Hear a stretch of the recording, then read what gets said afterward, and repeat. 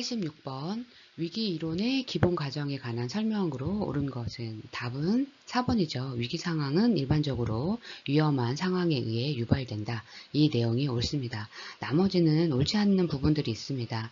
한번 수정을 해보도록 하겠습니다. 1번 위기 상황을 해결하는 동안 개인의 도움에 대해 저항적이다. 위기 상황에서 대부분의 개인은요, 도움이 필요하죠. 도움을 받아들이려는 경향이 있습니다.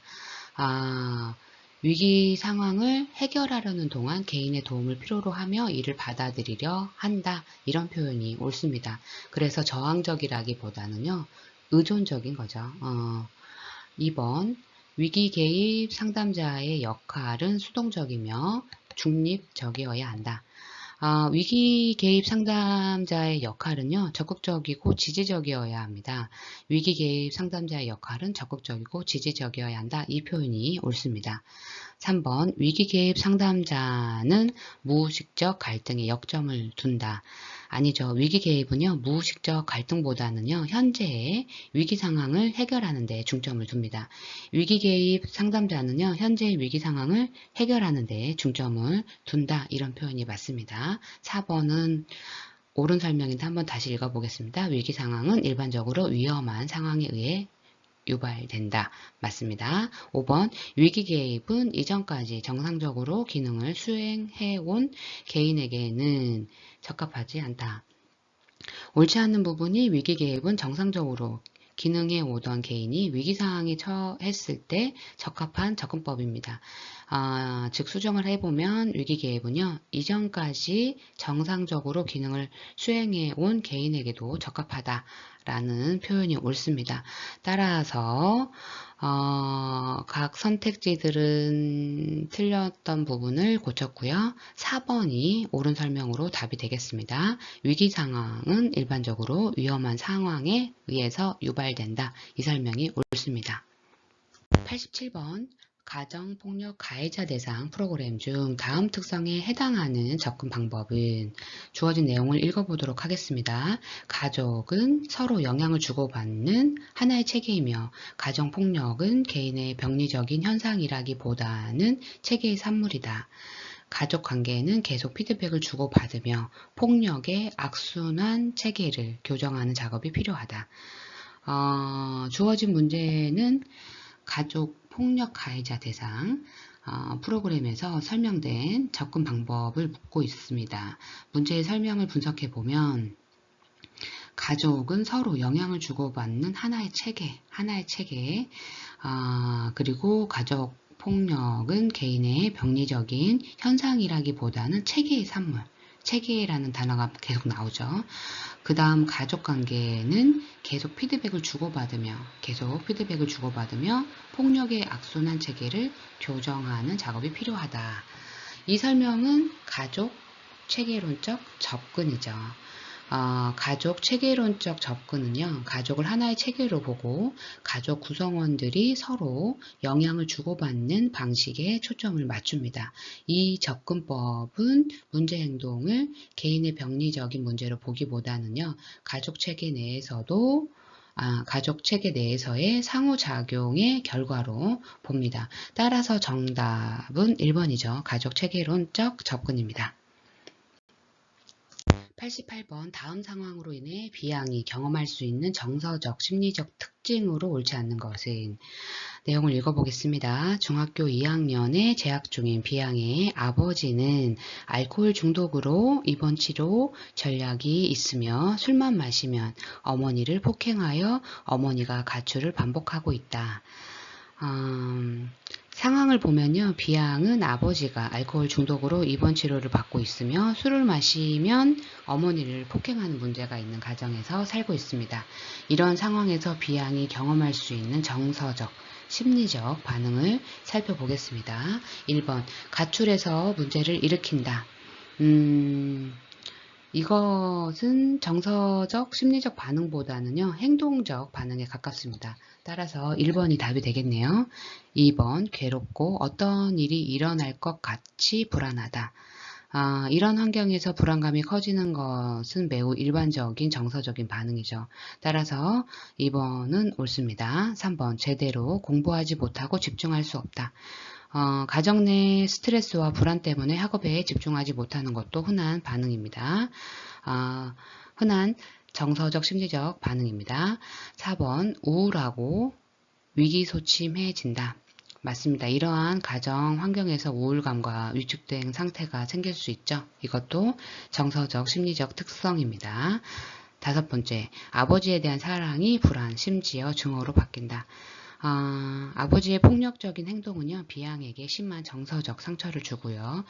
아버지에 대한 감정이 불안이나 증오로 변할 가능성이 크죠. 따라서 이것도 정서적 심리적 특징으로 옳습니다. 그렇다면 답은 1번, 행동적 특성을 설명한 가출에서 문제를 일으킨다. 1번이 답이 되겠습니다. 89번, 인터넷 스마트폰 과의존 청소년들을 대상으로 실시하는 11박 12일 기숙형 치유 캠프의 지원 내용에 해당하지 않는 것은, 주어진 문제는 인터넷 치유학교 레스큐 캠프에 대해서 묻는 문제입니다. 우선 인터넷 치유학교인 레스큐 캠프에 대해서 생각을 해보도록 하겠습니다. 이 치유학교의 대상은 그렇죠. 인터넷과 스마트폰 사용에 지나치게 의존하는 청소년들입니다. 목적은 뭐죠? 그렇죠. 이 청소년들이 인터넷과 스마트폰 의존에서 벗어나 건강한 생활 습관을 되찾도록 돕는 겁니다. 주요 프로그램으로는 11박 12일 동안 기숙형 캠프에서 진행을 하고요. 멘토링, 가족 상담, 다양한 체험 활동, 수련 활동, 개인 및 집단 상담, 그리고 대안 활동을 제공을 합니다. 이 대안 활동은요, 인터넷과 스마트폰 외의 활동을 제공하는 프로그램이죠. 그리고 프로그램 종료 후에도 지속적인 상담과 지원을 통해 치유 효과를 유지합니다. 특징으로 청소년들이 인터넷과 스마트폰에서 벗어나 실제 생활에서의 활동과 인간관계를 통해 자신을 다시 찾도록 돕는 프로그램입니다. 그럼 다시 문제로 돌아와서 보면, 이 치유 캠프의 지원 내용에 해당하지 않는 것은 그렇죠. 2번이죠. 내일 이름 학교 연계입니다. 나머지 멘토링, 대안활동, 체험활동, 가족 상담은 모두 다 지원 내용입니다. 그렇다면 내일 이름 학교는 어떤 거죠? 그렇죠. 대상이 학교를 다니지 않는 청소년들입니다. 즉 학교 밖 청소년들이죠. 목적은요, 그렇죠. 이 청소년들에게 직업훈련을 제공해서 사회에 잘 적응하고 독립할 수 있도록 돕는 거죠. 그래서 주요 프로그램으로 다양한 직업 기술을 배울 수 있는 훈련 과정, 훈련생에게 매월 자립을 위한 지원금 지급, 교육비는 전액 무료, 기숙사와 교통비, 식비 지원, 훈련을 마치면 취업처를 소개받고 취업 정보를 제공받는 거죠. 특징으로 이 프로그램은요, 청소년들이 직업을 갖고 독립할 수 있도록 집중적인 직업 교육을 제공하는 것이 내일 이름 학교입니다. 따라서 89번은 인터넷, 스마트폰 과의존 청소년을 대상으로 실시하는 11박 12일 기숙형 치유 캠프의 지원 내용에 해당하지 않는 것은 이기 때문에 답은 2번 내일 이름 학교 연계입니다. 90번, 다음에서 설명하는 외상사건에 관한 치료법은, 주어진 내용을 읽어보도록 하겠습니다. 외상 생존자들이 자신의 외상 기억과 연관된 상황에 직면하도록 함으로써 외상 사건을 감정적으로 프로세싱하도록 돕는다. 외상 기억과 관련된 상황이나 활동이 실제 외상과 다르다는 것을 학습시켜서 처음에 느꼈던 불안이나 정서적 고통을 경감시킨다. 주어진 문제의 설명은 그렇죠. 지속적 노출 치료의 특징과 일치하죠. 이 치료법은 외상과 관련된 기억에 반복적으로 직면하게 해서 이를 처리하고 정서적 반응을 조절하도록 돕는 기법입니다. 설명된 두 가지 요소가 있죠. 첫 번째가 직면 및 감정적 처리, 두 번째가 학습을 통해 불안 감소. 이 두 가지 요소는요, 지속적 노출 치료의 주요 요소입니다. 이처럼 외상 후 스트레스 장애 PTSD의 치료법에는요, 지속적 노출 치료가 있고요. 이 외에도 두 가지가 더 있는데, 첫 번째가 심리적 디브리핑 기법입니다. 이는 외상 직후의 반응을 정상화하고 정서와 사고의 표현을 증가시키기 위한 단기 개입이죠. 주로 외상에 대한 즉각적인 대응으로 사용을 하고요. 두 번째가 안구운동 둔감화와 재처리 기법인 EMDR입니다. 외상 기억을 떠올리면서 치료자의 손가락 움직임을 눈으로 따라가게 하는 기법이죠.